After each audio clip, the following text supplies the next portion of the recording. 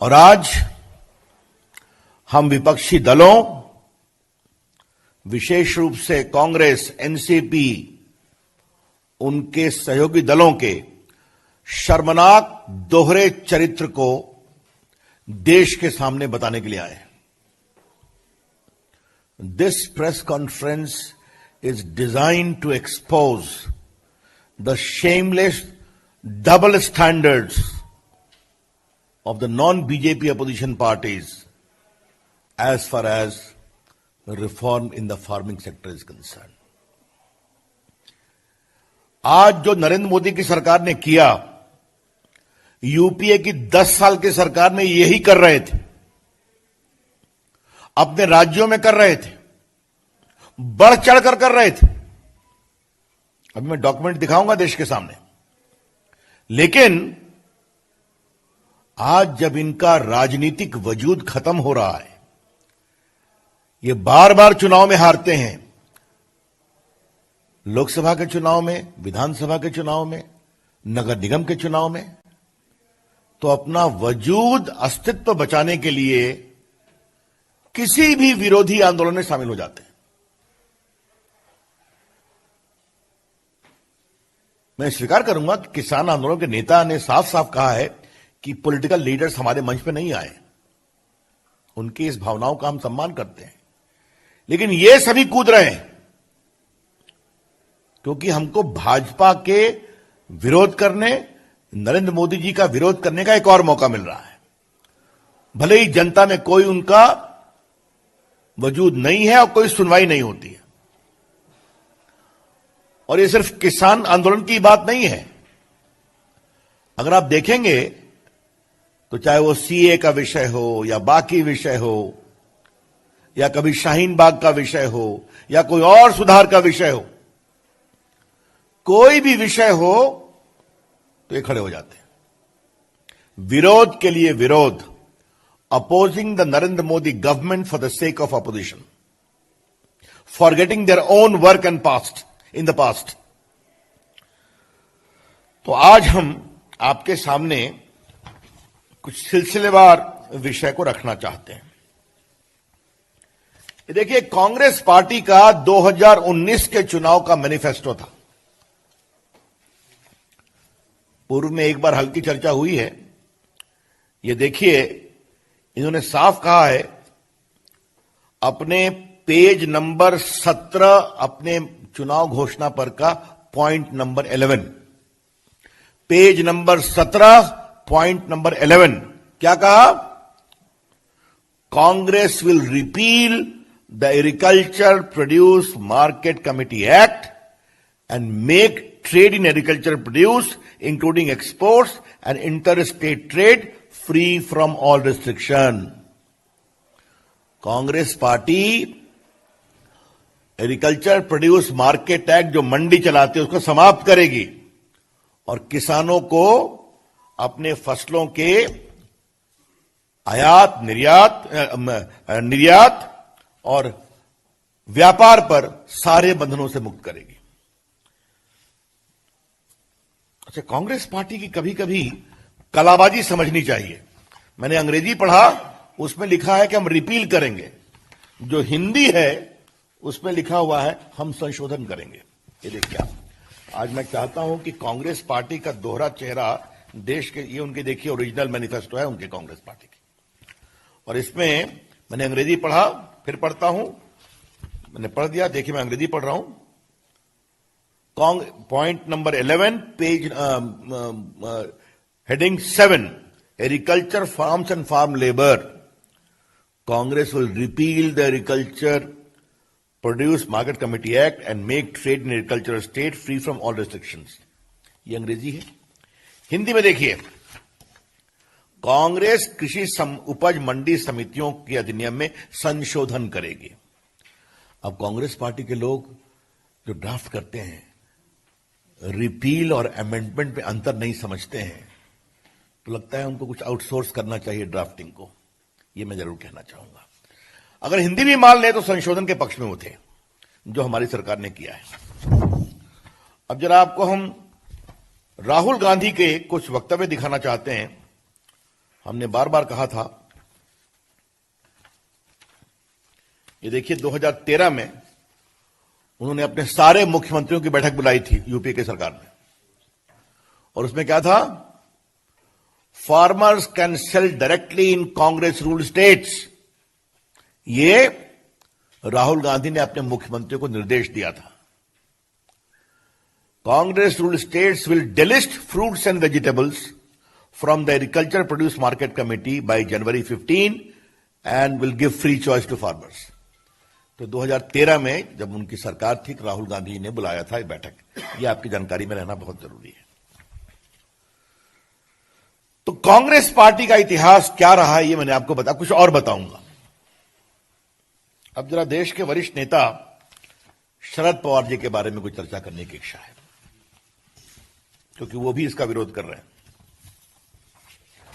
जब वो देश के कृषि और उपभोक्ता मामलों के मंत्री थे, एग्रीकल्चर एंड कंज्यूमर अफेयर्स, तो देश के सारे मुख्यमंत्रियों को चिट्ठी लिखी।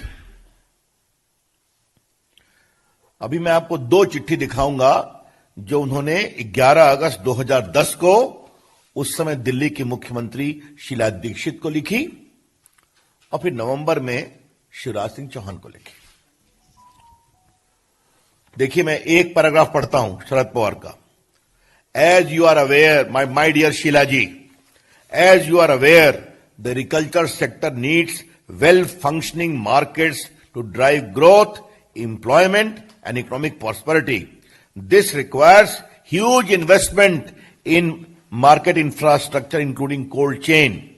And for this, private sector participation is essential, for which an appropriate regulatory and policy environment needs to be in place. अतः इसमें मंडी एक्ट में बदलाव जरूरी है, प्राइवेट सेक्टर का आना जरूरी है, किसानों को कहीं मंडी में बेचने का अवसर मिलना चाहिए। ये सब इसमें लिखा हुआ है, और ये सब इसमें भी लिखा हुआ है। आपको बताऊं, शरद पवार जी ने शेखर गुप्ता को एक इंटरव्यू दिया था 2005 में यूपीए की सरकार में। उन्होंने क्या, देखिए सवाल क्या है और आंसर क्या है, मैं देश के सामने ले जाना चाहता हूं। What do you see when do you see the APMC act being abolished? Agriculture produce market mandi act कब तक खत्म होगा? इन्होंने क्या कहा, my own assessment is it will take 6 months maximum. और क्या कहा, unless you are ready to amend the market act and allow the private sector to enter in this area, there will not be any financial support from government of India to the state. ये तो इस स्तर तक चले गए कि अगर मंडी act में सुधार नहीं करोगे तो भारत सरकार का वित्तीय सहयोग नहीं मिलेगा। ए पेनाल्टी वॉज प्रपोज, ये इनका इंटरव्यू है। तो आदरणीय शरद पवार जी, आप तो बड़े अनुभवी नेता हैं, कई बार मुख्यमंत्री रहे हैं, कई बार मंत्री रहे हैं केंद्र में। आपके दोनों पत्र मैंने पढ़ दिए, आपका इंटरव्यू पढ़ दिया। रिफॉर्म के आप तो नरेंद्र मोदी सरकार से भी अधिक दावा करते रहे हैं, और आज आप भी खड़े हो गए। तो इसे अगर शुद्ध राजनीतिक स्वार्थ की राजनीति अपना अस्तित्व बचाने के लिए कहा जाए तो कुछ अनुचित होगा क्या? I am giving you proper documentary evidence. उसमें आपके आदरणीय पिताजी मुलायम सिंह यादव भी मेंबर हैं, और मैं ऐसा मानता हूं कि अभी वो समाजवादी पार्टी के नीतियों की आखिरी आवाज है, क्योंकि बड़े नेता हैं। उन्होंने भी बहुत साफ साफ कहा है उस रिपोर्ट में कि यह बहुत जरूरी है कि किसानों को मंडियों के चंगुल से मुक्त किया जाए। उसमें बाकी लोगों ने भी कहा है, अकाली के लोगों ने भी कहा है, और समाजवादी पार्टी हो या शिवसेना हो, जब सदन में बहस चल रही थी इन्होंने इसका समर्थन भी किया, सुधार करने की बात की, कुछ सावधानी खाली बात की, लेकिन इन प्रिंसिपल समर्थन किया था। ये सब रिकॉर्ड पर है, मुझे आपको बताने की जरूरत नहीं है। अब जरा मैं कांग्रेस पार्टी की सरकार के समय जो प्लानिंग कमीशन का एक रिकमेंडेशन आया था वो मैं आपको जरा पढ़ना चाहता हूं। ये 12 से 17 के लिए और 11 में पॉलिसी ऑप्शन जो दिया गया प्लानिंग कमीशन का, तो ये planning commission report title report of the working group on agriculture marketing infrastructure, ये मनमोहन सिंह के समय में जो अनुशंसा थी उसमें क्या लिखा हुआ था, सेंट्रल गवर्नमेंट में enact inter state agriculture produce trade and commerce regulation act under entry 42 of union list. तो आज जो हमने काम किया, हमारे करने के 8-9 साल पहले मनमोहन जी की सरकार ये कर रही थी। 2005 में शरद पवार बोल रहे थे, और ये बात देश के सामने बताना जरूरी है कि जिस समय शरद पवार ये बोल रहे थे 2005 में कि अगर आप सुधार नहीं करोगे तो हम वित्तीय सहयोग देना बंद करेंगे, उस समय मनमोहन सिंह की सरकार का समर्थन कौन कौन कर रहे थे? मुलायम सिंह यादव जी की party, RJD, CPI, CPM, TDP और बाकी सभी। शिवसेना साथ नहीं थी। तो आप तो हमसे भी आगे अधिक जा रहे थे। तो फिर मैं कहूंगा कि ये जो आपका दोहरा चरित्र है शर्मनाक, कि अपने राजनीतिक अस्तित्व को बचाने के लिए भले ही किसान के नेता आपको नहीं बुलाते हो, लेकिन आप किसी भी सीमा में जाने को तैयार हैं। ये देश के सामने आना जरूरी है। अब जब हम कॉन्ट्रैक्ट फार्मिंग के बारे में एक विषय आपको बताना चाहते हैं, और वो ये है कि इसका भी रिकमेंडेशन 2007 से 12 में मनमोहन सिंह की सरकार के समय हुआ था। और आपकी जानकारी के लिए मैं बता दूं कि कहां कहां मॉडल कॉन्ट्रैक्ट एक्ट लागू हुआ कॉन्ट्रैक्ट फार्मिंग का। आंध्र प्रदेश, आसाम, छत्तीसगढ़, गोवा, गुजरात, हरियाणा उस समय कांग्रेसी स्टेट था, आसाम उस समय कांग्रेसी स्टेट था, हिमाचल प्रदेश, झारखंड, कर्नाटका 2003 में कांग्रेस स्टेट था, महाराष्ट्र 2006 एनसीपी और इंडियन नेशनल कांग्रेस की सरकार थी, मध्य प्रदेश 2003 दिग्विजय सिंह की सरकार थी, मिजोरम, नागालैंड, उड़ीसा 2006 बीजेडी, राजस्थान, सिक्किम, तेलंगाना। तो इन सबों ने किसानों के लिए अधिक अवसर जुटाने के लिए, उनकी इनकम को बढ़ाने के लिए ये कॉन्ट्रैक्ट एक्ट का निर्णय किया। तो मित्रों, हां, एक सज्जन और हैं जिनके बारे में मुझे कहना है। मैं सामान्यतः टिप्पणी नहीं करता हूं, लेकिन हमारे प्रधानमंत्री पर वो इतनी टिप्पणी कर रहे हैं तो मुझे उनके बारे में टिप्पणी करनी पड़ेगी। श्रीमान योगेंद्र यादव के बारे में, हाँ, वो भी खड़े हैं। उनकी पार्टी का क्या वजूद है मैं उस पर चर्चा नहीं करूंगा, लेकिन देखिए 3 साल हमारी सरकार के पूरे हुए तो उनका स्वराज अभियान का ट्वीट देखिए। मोदी सरकार washes its hands of APMC act, cites as a state subject. तो उस समय अगर कहा गया कि एग्रीकल्चर मंडी एक्ट जो है वो राज्यों का विषय है, उनको सुधार करना है, करना चाहिए, तो ये कह रहे हैं आप क्यों नहीं करते हैं? तो जिस समय हम कर रहे हैं व्यापक चर्चा करके, तो आप उसका विरोध कर रहे हैं। तो ये आपके सामने आना चाहिए। आ रहा हूं। अब जब पता नहीं योगेंद्र जी के बाद केजरीवाल जी का नाम लेना ठीक है कि नहीं, लेकिन मुझे लगता है कि मैं ले लूं और ये विषय मैं आपके सामने रख दूं कि जो नया कानून बना है, तो इसको 23 नवंबर 2020 को क्षमा करें, अरविंद केजरीवाल जी की सरकार ने दिल्ली में नोटिफाई करके, गजट करके इंप्लीमेंट कर दिया। देखिए, मैं गजट लेकर बैठा हुआ हूं, तो इधर आप विरोध कर रहे हैं, उधर आप गजट निकाल रहे हैं। ये तो उनका काम है।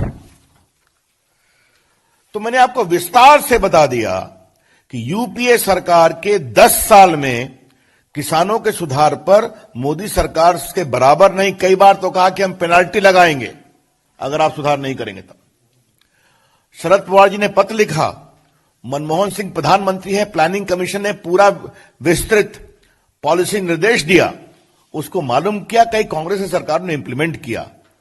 राहुल गांधी ने स्पष्ट कहा 2019 में कि हम मंडी एक्ट को रिपील करेंगे, और हम किसानों के लिए पूरे अवसर पैदा करेंगे। तो आप करें तो देश किसानों का कल्याण, हम उसको तरीके से करें बातचीत करके तो आप सड़कों पे आते हैं। ये है डबल स्टैंडर्ड्स, हम इसका जबरदस्त विरोध करते हैं। किसान कुछ निहित स्वार्थों के चंगुल में फंसा हुआ है। हम चाहते हैं देश के छोटे मंझोले किसानों को अपने उत्पाद के लिए नए नए अवसर मिलने चाहिए। और कुछ मैं क्लैरिफाई कर दूं, क्योंकि मैं देश का कानून मंत्री भी हूं, किसानों की जमीन न बिकेगी, न लीज पर ली जाएगी, न बंधक होगी। कॉन्ट्रैक्ट के बारे में अगर कोई सोचते हैं किसान, तो उनकी जमीन न तो बिकेगी, न बंधक होगी, न लीज पर ली जाएगी। The farmers land shall neither be on lease nor will be sold nor mortgaged. उनके जमीन पर कोई देनदारी नहीं बनेगी, वो बनेगी तो फसल पर जो कंपनियां आएंगी। हाँ, बल्कि मैं पढ़ ही देना चाहता हूं section 8, sponsor prohibited from acquiring ownership right or making permanent modification on farmers land promises, उस सब विस्तार से लिखा हुआ है। क्लियर हो गया।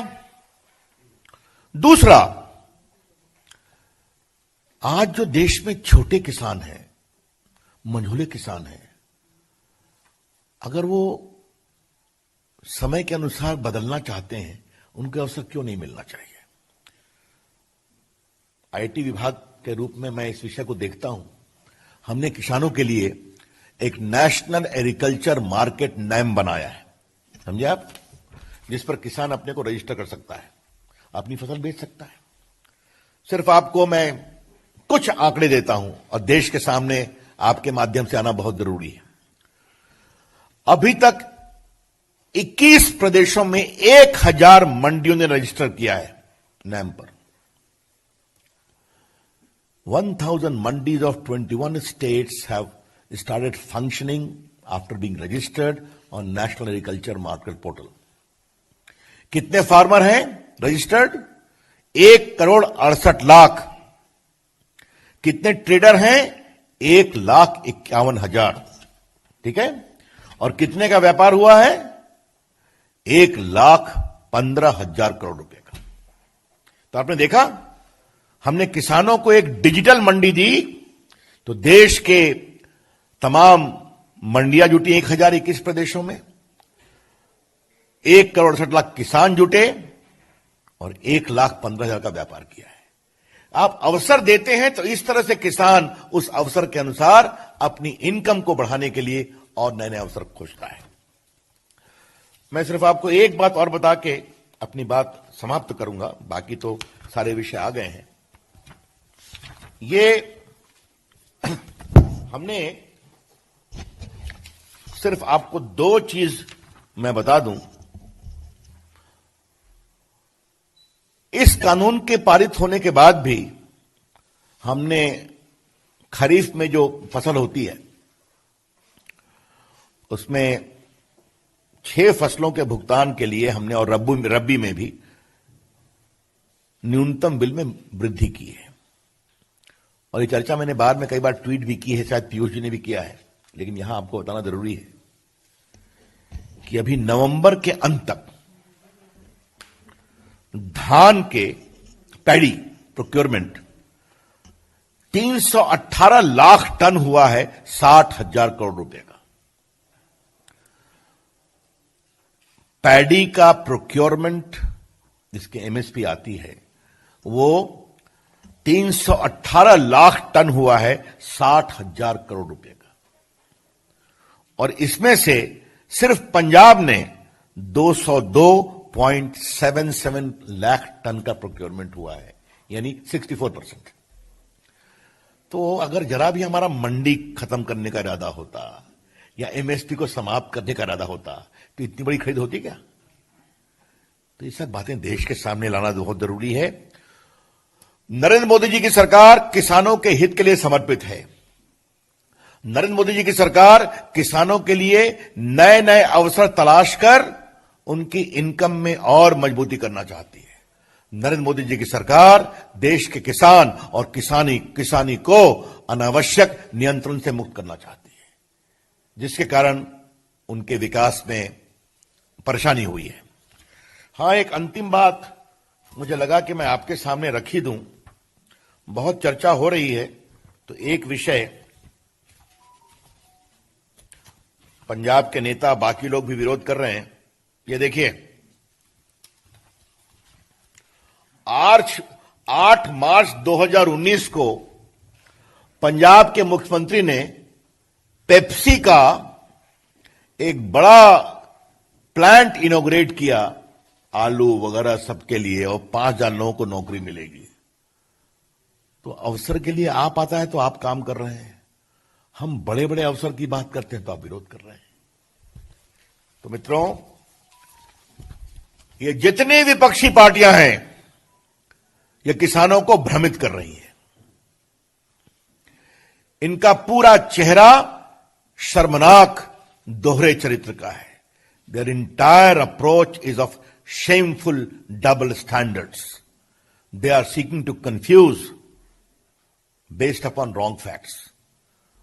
और दूसरी बात, जो काम आपने करने की कोशिश की, जो आपने पूरा नहीं किया, जिसको आप सही मानते थे, आज व्यापक चर्चा के बाद हम उसको आगे बढ़ा रहे हैं तो आप विरोध कर रहे हैं, सिर्फ अपना राजनीतिक अस्तित्व बचाने के लिए।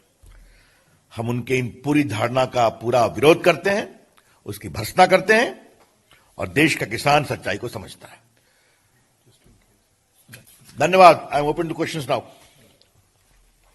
हाँ, क्षमा करिए, थोड़ा मैंने विस्तार से बोला, क्योंकि देश के सामने ये सारे सच जाने जरूरी थे।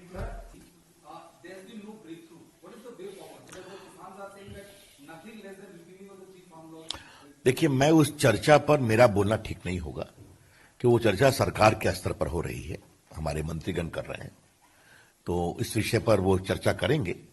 हमारा मन खुला हुआ है, लेकिन हमने कहा कि हमारा बिल्कुल प्रामाणिकता से मानना है कि ये पूरा कानून किसानों के लिए सहूलियत देता है, अवसर पैदा करता है। अब बाकी चर्चा हो रही है, तो वो चर्चा उसको होने दीजिए। It's the same question again. These are matters of discussion there.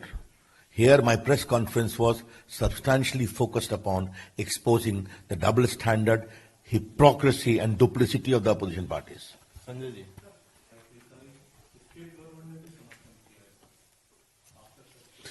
बार बार हारे हुए लोगों को अगर अपना राजनीतिक वजूद बचाने के लिए स्वार्थपरस एक दिन के लिए सड़क पर आना पड़े तो उनका अधिकार है, लेकिन जनता सच्चाई को समझती है। मैं तो फिर कह रहा हूं, अपोजिशन पार्टी के लोग देश का मूड समझें। क्या लोकसभा, क्या विधानसभा, क्या नगर निगम, बिहार में भी तो सब लोग लगे हुए थे ना उसी काम के लिए, जो मेरा प्रदेश। कश्मीर में वोटिंग, जनता ने वहां भी कितना खुल करके वोट दिया, आपने दिखाया है। तो इसके बावजूद अगर वो देश का मूड और मिजाज नहीं समझते हैं, अब देखिए, इस पर मैं क्या कहूं। अवार्ड लेना, अवार्ड वापस करना उनका अधिकार है, लेकिन कुछ लोग अगर अवार्ड वापसी को अचानक प्रसिद्धि का मार्ग अपनाते हैं तो उनके ऊपर है, मुझे कुछ नहीं कहना उस पर। लेकिन अवार्ड वापसी कोई पहली बार नहीं हुई है। इसका एक और कारण है कि 2015 में भी अवार्ड वापसी काफी चला था, बिहार के लोकसभा चुनाव के पहले, और जैसे ही हम हार गए, हिंदुस्तान लिबरल हो गया, अवार्ड वापसी बंद हो गई। ये भी देखा है देश ने।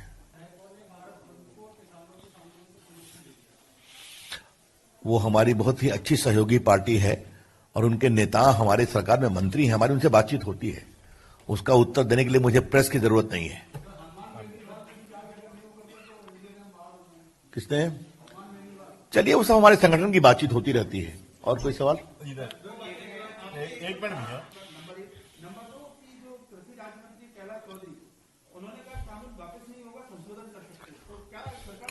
मैं फिर आपसे कह रहा हूं, सरकारी स्तर पर किसानों के संगठन से जो बातचीत चल रही है उसको उस प्रक्रिया में चलने दीजिए। मेरा उस पर बोलना उचित नहीं होगा।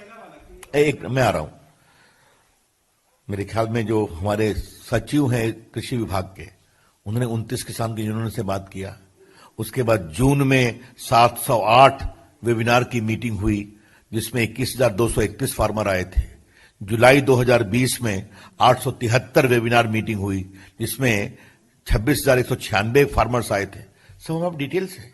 अगस्त में मीटिंग 852 हुई, क्योंकि वेबिनार पर क्यों हो रही थी? क्योंकि कोविड था, आपको पता है। तो उसमें भी 852 वेबिनार हुए, जिसमें 25,569 किसान आए थे। फिर मैं बता रहा हूं कि चर्चा हुई है। अब देखिए, मैं टोटल नंबर आप चाहते हैं तो 1,37,054 वेबिनार हुए जून से लेकर नवंबर के बीच में, जिसमें 92,42,376 लोग शामिल हुए। 92,42,376 लोग शामिल हुए। तो ये हम डिटेल्स आपको दे दिया हमने। अब ऐसा है, केजरीवाल जी तो बहुत कुछ करते हैं, इसमें मुझे क्या कहना है? एक तो मैं वो नोटिफाई करते हैं। अभी मैं कह रहा था इन दोनों से कि मेरे बोलने के बाद ही इसको वो फिर डिनोटिफाई कर देंगे, ये भी हो सकता है। चलिए,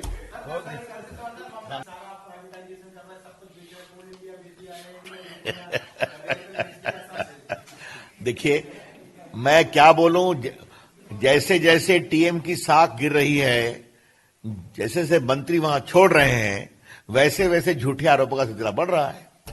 थैंक यू।